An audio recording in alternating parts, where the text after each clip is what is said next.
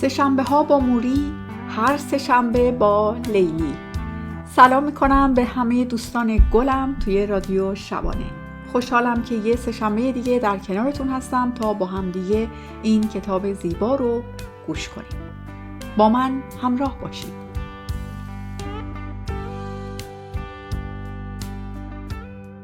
سمعی بصری، قسمت اول. مارس 1995، نیوتن غربی، ماساچوست. لیموزین تد کاپل، مجری برنامه نایت لاین از شبکه ABC تلویزیون، مقابل در منزل موری متوقف شد، درست در کنار جدول پوشیده از برف پیاده رو. در آن بره از زمان موری دائما از صندلی چرخدار استفاده می کرد. دیگر عادت کرده بود که پرستارها او را مانند کیسه گونی سنگینی از روی صندلی روی رخت خواب بگذارند و بالعکس. سرفه کردنهایش به هنگام غذا خوردن شروع شده بود. جویدن برای موری کار شاقی بود. پاهای او از کار افتاده بودند و حس نداشتند. موری دیگر هرگز پیاده روی نکرد.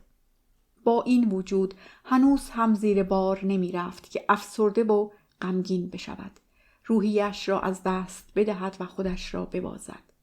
در عوض او تبدیل به پدیده‌ای شده بود با نام جاذب العقاید، درست مانند صاعقه‌گیرهای نصب شده در بالای آسمان خراش‌ها. او با سرعت هرچه تمامتر همه عقایدش را روی کاغذ یادداشت‌های زرد رنگ، پاکت‌های نامه، پوشه و کاغذ پاره ها می نوشت.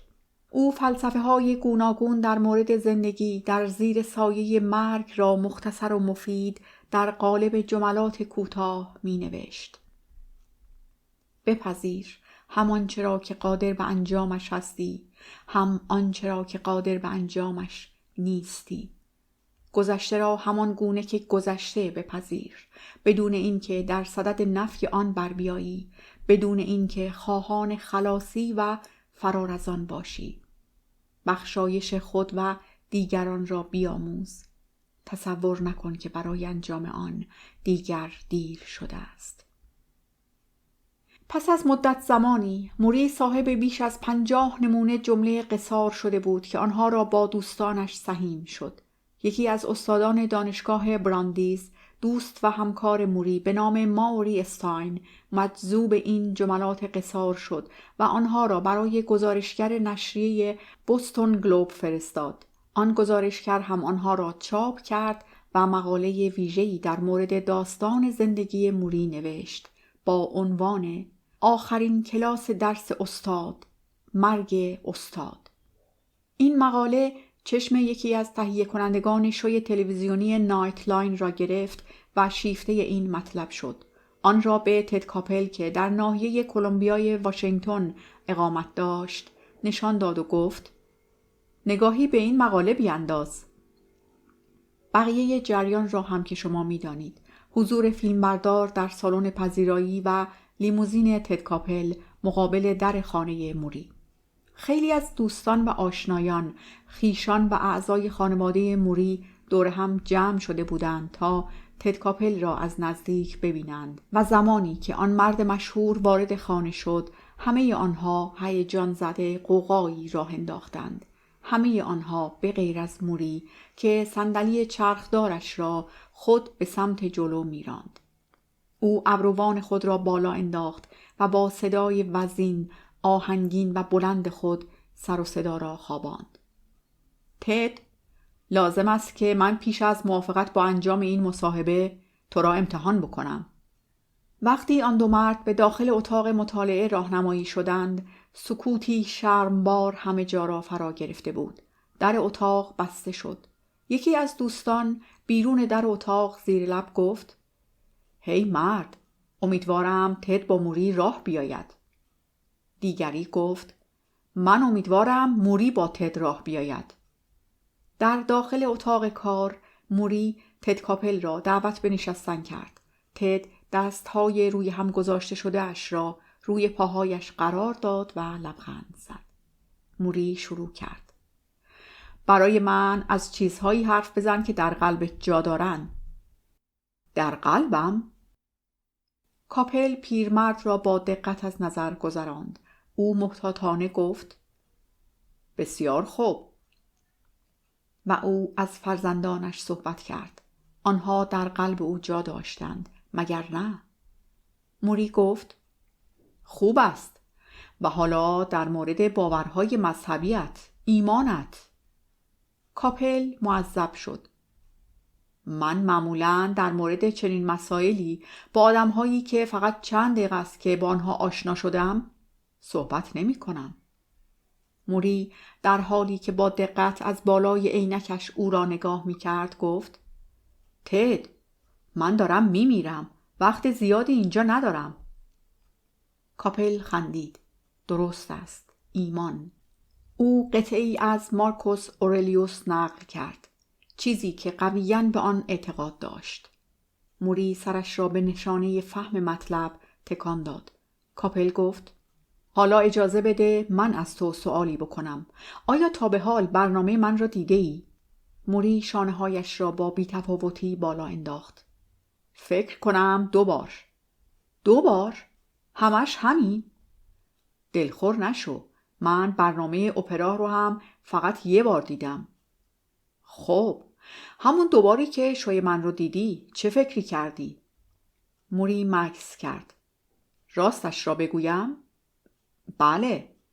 فکر کردم که تو یه نارسیسیست هستی، خودشیفته. کاپل از شدت خنده منفجر شد و گفت من زشتر از آنم که خودشیفته باشم. دوربین‌ها به سرعت روی ریل‌های خود به حرکت درآمدند و مقابل شومینه اتاق نشیمن قرار گرفتند. شومینه‌ای که کاپل با کت و شلوار تر و تمیز و اتو کشیده آبی رنگ خود در یک طرف آن و موری در پلوور بافتنی خاکستری بلند و نامرتب خود در طرف دیگر آن قرار داشتند. او قبول نکرده بود که به خاطر مصاحبه لباس شیک و مرتب بپوشد و گریم بشود.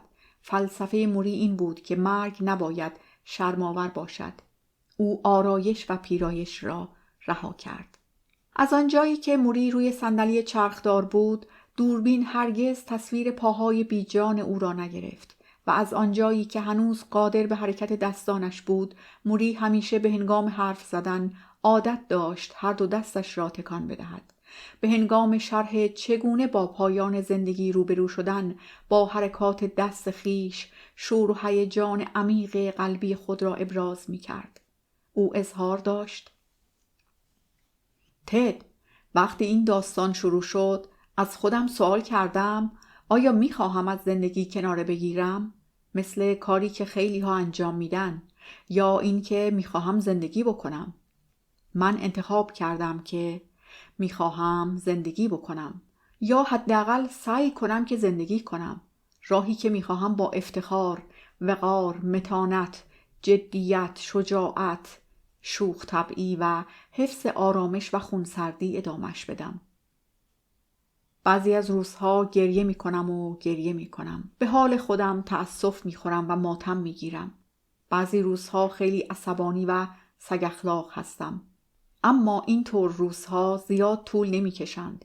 عاقبت به خود می آیم و می گویم من می خواهم زندگی کنم. تا حالا که قادر بودم از پس این قضیه بر بیایم. آیا قادر خواهم بود بازم ادامهش بدهم؟ نمیدانم. اما با خودم شرط بستم که ادامهش دهم. کاپل به نظر می رسید که عمیقاً جذب موری شده. او در مورد احساس حقارت و پستی که در اثر رویارویی با مرگ متوجه انسان می شود سوال کرد. موری ناگهان گفت ببین فرد. سپس به سرعت کلامش را تصحیح کرد. منظورم تده. کاپل خنده کنان گفت خب در مورد احساس حقارت ناشی از مواجهه با مرگ. سپس آن 2 مرد در مورد زندگی پس از مرگ صحبت کردند. آنها در مورد افزایش وابستگی موری به افراد دیگر صحبت کردند. او به هنگام خوردن، نشستن و نقل مکان و جابجایی واقعاً به کمک احتیاج داشت. کاپل پرسید موری در رابطه با مرگ تدریجی و عذاب‌آورش بیش از همه از چه چیزی وحشت دارد؟ موری مکث کرد. او سوال کرد که آیا میتواند رک و بی پرده در تلویزیون حرف بزند و کاپل این اجازه را به او داد و گفت بفرمایید. موری مستقیم به چشمان مشهورترین مصاحبه کننده کشور آمریکا چشم دوخت. خب تد، به زودی یک نفر باید ما تحتم را بشوید. برنامه جمعه شب پخش شد. شروع برنامه با تصویر تد کاپل بود از پشت میز کارش در شهر واشنگتن. صدای تد با تقویت کننده صوتی چندین برابر قوی و تاثیرگذارتر شده بود. او گفت موری شوارتز کیست و چرا اکثر شما در این دقایق پایانی شب طالب این هستید که چیزی راجع به او بدانید و من هزاران مایل دورتر در خانه‌ام بالای تپه با بی‌توجهی تلویزیون را از کانالی به کانال دیگر می زدم. من این کلمات را از دستگاه تلویزیون شنیدم. موری شوارتز کیست؟ و سر جایم میخکوب شدم.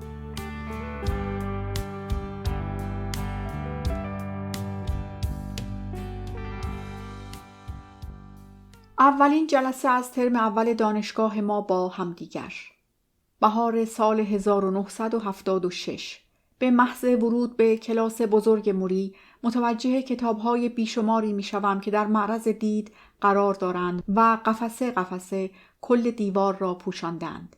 کتاب‌هایی راجع به جامعه شناسی، فلسفه، مذهب و روانشناسی. قالیچه‌ای بزرگ روی کف چوبی کلاس از نوع چوب با دوام درختان برگ ریز جنگلی انداخته شده است. از پنجره کلاس که رو به حیاط دانشکده باز می شود، تنها گروهی 12 نفره یا بیشتر از دانشجویان دیده می شود که مشغول سر و کله زدن با جزوه ها و کتاب های درسی هستند. اکثر آنها شلوار جین و پیراهن های چهارخانه فلانل به تن دارند و کفش های جلوباز پوشیدند. به خودم می گویم در رفتن از کلاس این کوچولو آسان نیست. شاید این واحد را نگیرم. موری لیست حضور و غیاب را می خواند. میچل؟ من دستم را بالا می گیرم. میچ بهتره یا همان میچل؟ کدام را ترجیح می دهی؟ تا به حال هرگز هیچ معلمی این سوال را از من نپرسیده است. پیش از دادن پاسخ به این مرد که پلوور یقه اسکی بافتنی زرد و شلوار مخملی سبز رنگ پوشیده و موهای نقره‌ایش روی پیشانیش ریختند مکسی کردم. او لبخند میزند. من میگویم میچ. دوستانم مرا میچ صدا میزنند. موری که گویی مشغول بستن قراردادی تجاری است میگوید بسیار خوب، پس از حالا به بعد شد میچ. و میچ؟ بله. امیدوارم روزی برسد که تو مثل دوست خودت به من فکر کنی.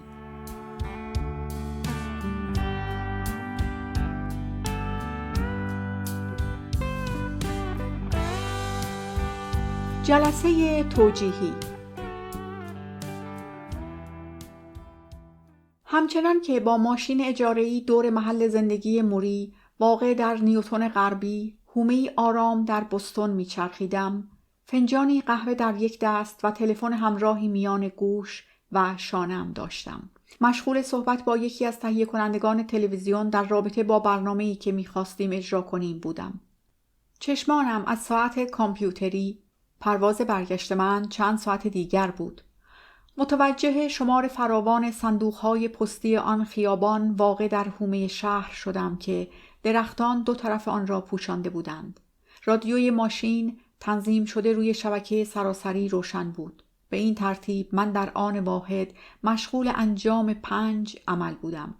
به تهیه کننده گفتم نوار را برگردان عقب، میخواهم آن قسمت را دوباره بشنوم. او گفت بسیار خوب، چند لحظه طول میکشد. ناگهان مقابل خانه قرار گرفتم. ترمز اتومبیل را فشار دادم. قهوه‌ام روی شلوارم ریخت. به محض توقف کامل اتومبیل، نظری سری به درخت افرای ژاپنی و 3 شخص نزدیک به آن در مقابل راه ورودی مقابل پارکینگ انداختم. مردی جوان و زنی میان سال که پیرمردی ریزنقش را از 2 طرف گرفته بودند و درون صندلی چرخداری می‌گذاشتند. موری. به محض دیدن استاد قدیمیم شوکه شدم. صدای تهیه کننده در گوشم پیچید. الو، صدای من را داری؟ 16 سال بود که موری را ندیده بودم. موهای او کم پشتر از سابق شده بود و تقریباً سفید. صورتش هم نحیف شده بود. ناگهان احساس کردم که برای این تجدید دیدار آماده نیستم. اولاً به این دلیل که پشت خط بودم و امیدوار بودم که موری متوجه ورودم نشده باشد تا من بتوانم چند بار دیگر دور منزل او چرخ بزنم، کارم را تمام کنم و از نظر ذهنی آماده بشوم. اما موری، این موری جدید که کاملاً با آن مردی که من سالها قبل می شناختم فرق کرده و تکیده تر شده بود. مشغول لبخند زدن به اتومبیل بود. دستانش را روی دامن لباسش در هم فرو برده و منتظر این بود که پیش بروم. تهیه کننده دوباره تکرار کرد. هی، پشت خطی؟ به پاس تمام لحظاتی که با هم گذرانده بودیم، به پاس همه مهربانی ها و گذشت هایی که موری در حق من در دوره جوانیم روا داشته بود، حقش بود که گوشی تلفن را رها می کردم. از اتومبیل بیرون می پریدم، می دویدم، او را در آغوش می گرفتم، می بوسیدم و سلام می دادم. اما من در عوض احساسم را کشتم و خود را کاملا به طرف پایین صندلی خم کردم، مانند کسی که چیزی گم کرده و در پی آن می گردد. زیر لب گفتم بله صدات رو دارم و گفتگویم را با تهیه کننده تلویزیون ادامه دادم تا اینکه بالاخره تمام شد. من در آن لحظه بهترین کاری را که از دستم برمی آمد انجام دادم. به کارم رسیدم. با وجودی که می دیدم استاد رو به موت من در فضای سبز مقابل منزلش در انتظار من است. به این کارم افتخار نمی کنم. اما این کاری است که من انجام دادم. و 5 دقیقه بعد موری مرا در آغوش خیش نگه داشته بود. موهای کم پشت او گونه مرا نوازش می دادند. به او گفتم که دنبال کلیدهایم می گشتم و برای همین آنقدر زیاد در ماشین معطل شدم. و در پی این حرف او را محکم‌تر به خودم فشردم. شاید می خواستم دروغ کوچکم را له و لورده کنم. اگرچه پرتو خورشید بهاری گرم بود، موری بادگیری به تن داشت و روی پاهایش نیز پتو انداخته بود. بوی تا حدی ناخوشایند او را استشمام کردم. بویی ترش که خاص همه بیماران تحت مصرف داروست. وقتی صورتهای ما از نزدیک همدیگر را لمس کردند، صدای نفس کشیدن ضعیف، آرام و سخت او در گوشم پیچید. موری زیر لب گفت: دوست قدیمی من، بالاخره تو برگشتی. موری به آرامی در مقابل من جابجا شد، نه به این دلیل که به من اجازه رفتن بدهد. در واقع در آن لحظه دستان او بالاتر آمده بود تا آرنج‌های مرا که دور او حلقه کرده بودم بگیرند. از تاثیرگذاری او پس از گذشت آن همه سال در حیرت بودم. من به دلیل دیوارهای سنگی افراشته میان حال و گذشتم کاملا از خاطر برده بودم که من و موری زمانی تا چه حد با هم دیگر عیاق بودیم. به یاد مراسم فارغ التحصیلیم افتادم، کیف دستی کوچک و اشک‌های موری در غم عزیمت من. احساساتم را فرو خوردم، زیرا می دانستم که من به حق دیگر آن دانشجوی خوب و استثنایی که او به خاطر داشت نبودم. امیدوار بودم که فقط بتوانم چند ساعتی سر او را شیره بمالم. داخل منزل موری ما پشت میز ناهارخوری، میزی از جنس چوب گردو نشستیم، نزدیک پنجره‌ای که رو به منزل همسایه او باز می‌شد. موری در صندلی چرخدار خیش آنقدر جابجا شد تا بالاخره به راحتی و آسایشی که دلش می‌خواست دست یافت. طبق عادت همیشگیش خواست که از من پذیرایی کند و من نیز پذیرفتم. یکی از پرستارهای او، زنی چاق و ایتالیایی الاصل به نام کنی، سیب زمینی و نان را قطعه قطعه کرد و بشقاب‌های حاوی سالاد جوجه، hummus و تابولی را در مقابل ما قرار داد. کنی کمی دارو نیز روی میز گذاشت. موری داروها را نگاه کرد و آهی کشید. چشمان او از آن زمانی که آنها را به یاد داشتم بیشتر تو گود فرو رفته، استخوان‌های گونه‌اش هم بیشتر بیرون زده بودند. این حالات منظری پیرتر و عبوس‌تر به او می‌بخشیدند. اما به محض پدیدار شدن لبخند روی لبانش، مطابق معمول همیشه، گونه‌های آویزان او مانند پرده به سمت بالا جمع شدند. موری به آرامی گفت: میچ، تو هیچ میدانی که من دارم میمیرم؟ میدانستم. پس همه چیز رو به راه است. موری قرص‌ها را بلعید. لیوان کاغذی را روی میز گذاشت. نفسی عمیق کشید و سپس بازدمش را بیرون پس فرستاد. بگویم شبیه چیست؟ چه چیزی شبیه چیست؟ مردن؟ او گفت بله. در همان لحظه اولین جلسه از آخرین ترم درسی ما آغاز شد، هرچند که من از این موضوع آگاه نبودم.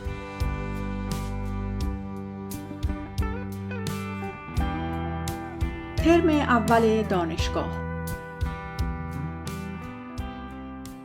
موری مسن‌تر از اکثر استادان، من نیز جوانتر از اکثر دانشجویان. فقط 1 سال بود که از دبیرستان فارغ التحصیل شده بودم. برای جبران کمی سنم در دانشکده لباس گرمکن ورزشی کهنه خاکستری رنگ می پوشیدم.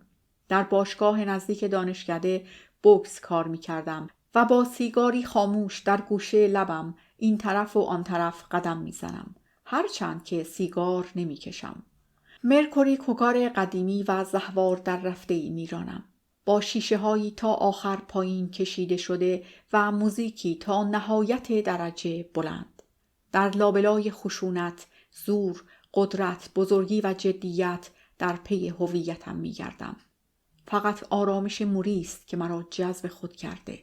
از آن جایی که او مرا مانند کودکی در تلاش برای بودن بیشتر از آن چیزی که واقعا هستم نظاره نمی کند، من احساس راحتی می کنم. ترم اول به پایان می رسد و من خود را برای ترم دوم آماده می کنم. او در دادن نمره خسیس نیست. به درجه و رتبه چندان اهمیتی نمی دهد. می گویند که موری 1 سال به هنگام جنگ ویتنام به همه دانشجویان پسر نمره الف داده تا به دانشجوها کمک کند که بتوانند مرخصی های خود را حفظ کنند و راهی خدمت نظام نشوند. من شروع می کنم به این که موری را مربی خطاب کنم، همونطور که مربی 2 میدانی دبیرستانم را صدا می کردم. موری این لقب را می پسندد. او می گوید: مربی، من مربی تو خواهم بود و تو هم می توانی بازیکن من باشی. تو می توانی تمام قسمت‌های دوست داشتنی زندگی را بازی کنی، قسمت‌هایی که من دیگر حالا برای انجام آنها خیلی پیر هستم. گاهی با هم در کافتریا غذا می‌خوریم. موری حتی از من هم بی‌نزاکت‌تر است که البته این باعث لذت من می‌شود. او به جای جویدن لقمه‌اش حرف می‌زند و با دهان باز می‌خندد. افکار هیجان انگیزش به همراه تکه‌های کوچک زرد رنگی از دهانی پر از لقمه‌های ساندویچ تخم مرغ بیرون می‌پرند که البته این باعث خنده من می‌شود. لحظاتی که در کنار او هستم تنها 2 آرزوی قلبی دارم: در آغوش گرفتن او و بستن پیشبند. کلاس درس. شعاعهای خورشید از پنجره اتاق غذاخوری به درون میتابیدند و کف چوبی اتاق از نوع چوب با دوام درختان برگ ریز جنگلی را روشن میکردند. به مدت تقریبی 2 ساعت صحبت کردیم. زنگ تلفن باز هم به صدا درآمد و موری از پرستارش کنی درخواست کرد که تلفن را جواب دهد. کنی اسامی همه افرادی را که به موری تلفن می‌کردند در دفترچه کوچک سیاه رنگ مخصوص قرار ملاقات‌ها یادداشت می‌کرد. دوستان، استادان مدیتیشن، گروه‌های مباحثه، عکاس مجله که می‌خواست از موری عکس بگیرد. پرواضح بود که من تنها فردی نبودم که مشتاق دیدار استاد سابقم باشم. بر صفحه تلویزیون ظاهر شدن موری از طریق برنامه نایت لاین برای او شهرت به ارمغان آورده بود. احساس خاصی نسبت به همه دوستان موری مرا تحت تأثیر قرار داد. شاید هم کمی به آنها حسادت می‌ورزیدم. به یاد دوستانی افتادم که قلمرو گذشته زندگیم را تحت شعاع قرار می‌دادند. آنها کجا رفته بودند؟ میچ، میدانی که حالا که دارم میمیرم خیلی توجه مردم رو به خودم جلب کردم؟ تو همیشه جلب توجه میکردی. او لبخند زد. اوه، تو لطف داری. نه، لطف ندارم. این باور من است.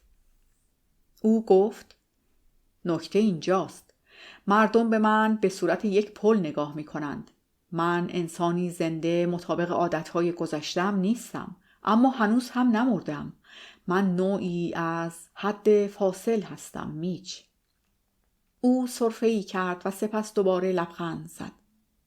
من مشغول انجام آخرین سفر بزرگ خود در این دنیا هستم و مردم میخواهند بدانند که کوله‌بار سفرم چیست.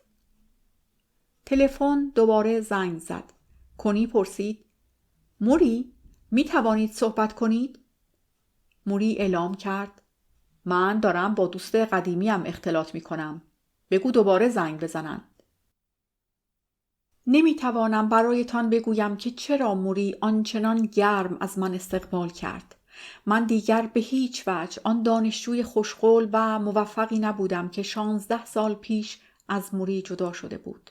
اگر به لطف برنامه نایت لاین نبود، این امکان وجود داشت که موری از این دنیا برود بی آنکه بتواند حتی یک بار دیگر مرا ببیند.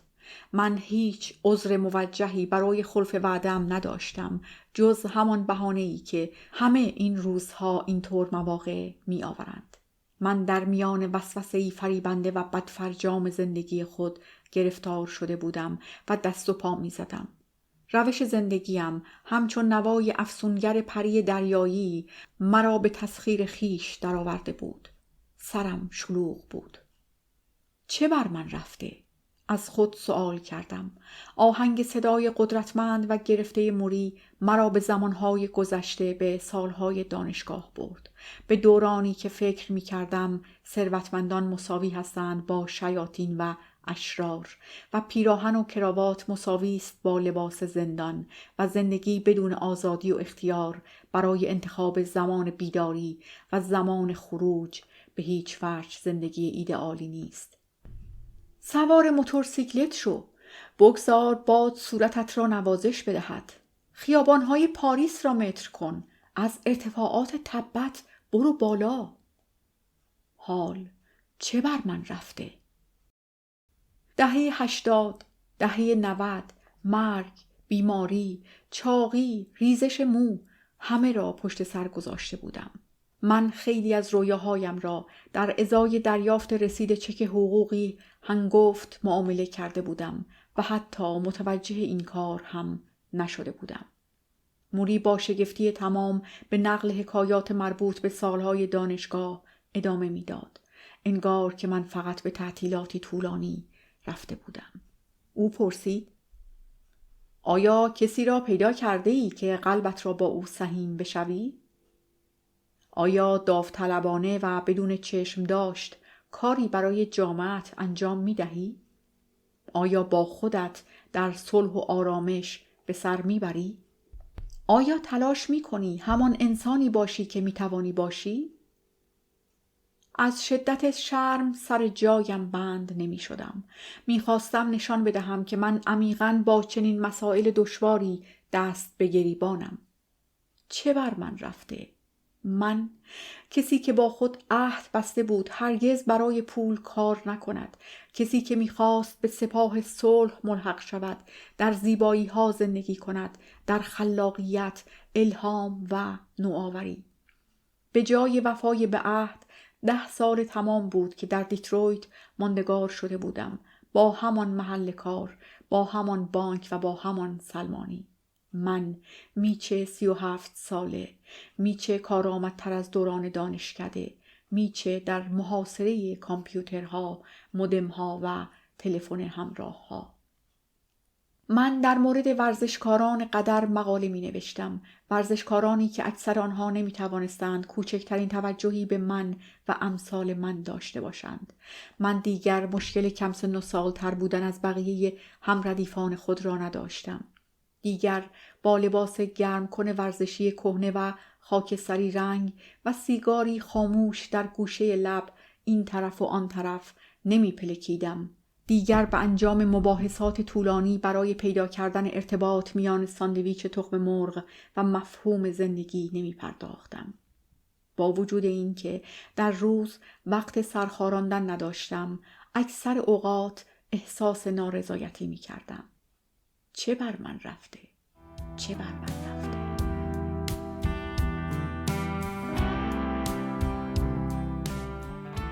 ناگهان لقب موری را به خاطر آوردم و گفتم: مربی؟ چهره موری شاد شد. خودش است. من هنوز هم مربی توام. او خندید و غذا خوردنش را از سر گرفت. غذایی که از 40 دقیقه قبل خوردن آن را آغاز کرده بود. به او نگاه کردم. دستهایش چنان با دقت و احتیاط مشغول انجام کار بودند که گویی موری برای بارهای اول بود که استفاده از آنها را فرا می گرفت. انگشتانی لرزان. خوردن هر لقمه غذا مساوی بود با پیکاری حیاتی. موری پیش از بلع غذا را کاملا می جوید.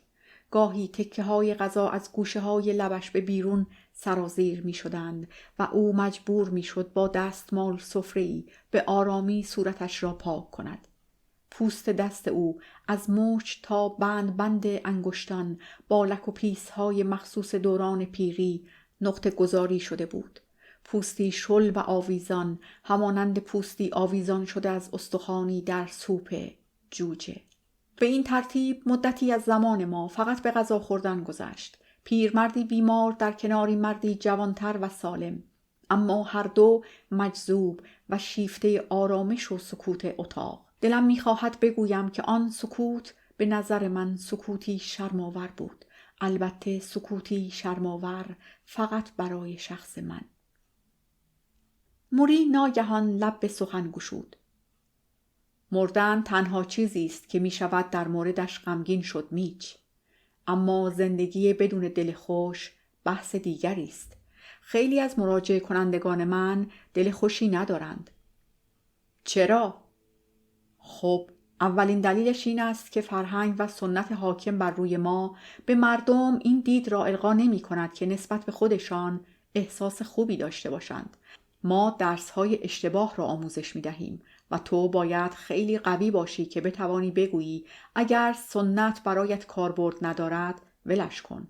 سنت خودت را خلق کن. اکثر مردم قادر به انجام این کار نیستند. آنها از من هم غمگین‌ترند، با وجودی که من این شرایط رو دارم.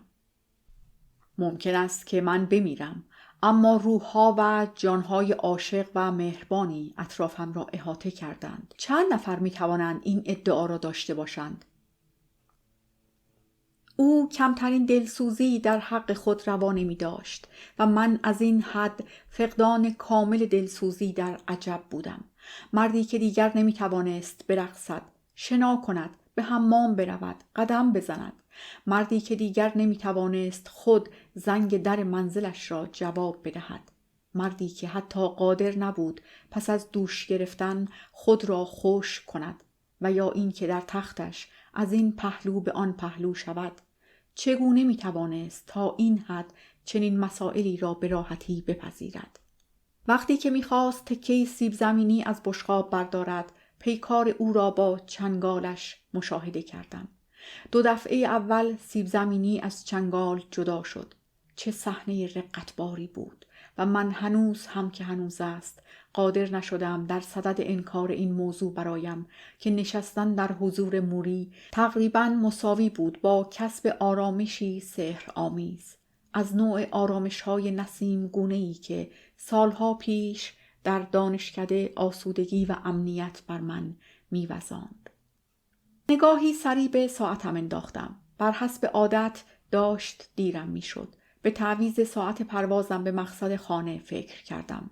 چند لحظه بعد موری حقیقتی را برای من برملا کرد که حتی تا امروز هم ذهن مرا تسخیر کرده است.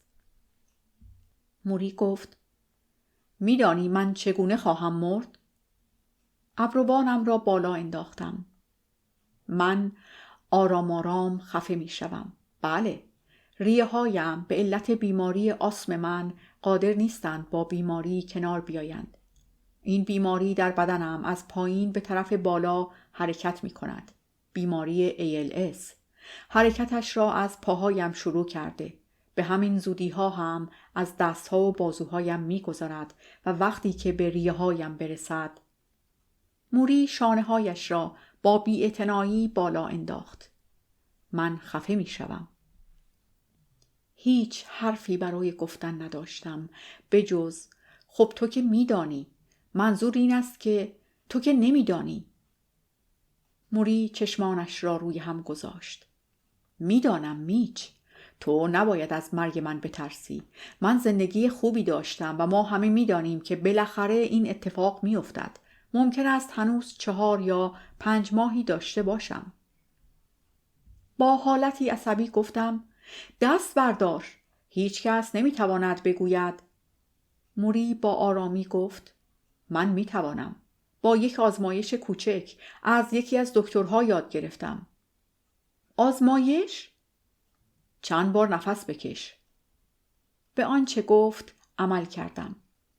حالا یک بار دیگر، اما این بار به هنگام بازدم هر چقدر که می‌توانی بشمار، پیش از این که نفس دیگری بکشی. من به سرعت عددها را شمردم و نفسم را بیرون دادم. 1 2 3 4 5 6 7 8. پیش از بازدم کامل به عدد 70 رسیده بودم. موری گفت: خوب است. تو ریه‌های سالمی داری. حالا نگاه کن من چه کار میکنم. او نفس کشید. سپس با صدایی آرام و لرزان عددها را شمرد. 1 2 3 4 5 6 7 8 9 10. و وقتی به عدد 18 رسید، ناگهان از شمردن دست کشید و با دهانی باز هوا را سریعاً به درون بدن خود فرو برد. وقتی دکتر بار اول از من خواست که این کار را انجام بدهم، موفق شدم به عدد 23 برسم. حالا شده 18. موری چشمانش را بست و سرش را تکان داد. مخزن هوایم دیگر تقریباً ته کشیده میچ. با حرکتی عصبی گونه انگشتانم را روی پاهایم نواختم. برای یک بعد از ظهر دیگر بیش از این ظرفیت نداشتم. زمانی که موری را برای خداحافظی در آغوش گرفتم گفت: برای دیدن استاد قدیمیت باز هم اینجا برگرد. در حالی که سعی می کردم به وعده پیشین خود نیندیشم، قول دادم این بار به عهدم وفا کنم. خب دوستان گل، این هم یک قسمت جذاب و زیبای دیگه از کتاب سه‌شنبه ها با موری. من هم مثل موری سه‌شنبه هفته بعد منتظر شما دوستان گلم توی کانال رادیو شبانه هستم. از همراهیتون خوشحالم. رادیو شبانه جایی است برای شنیدن صدای همه شما.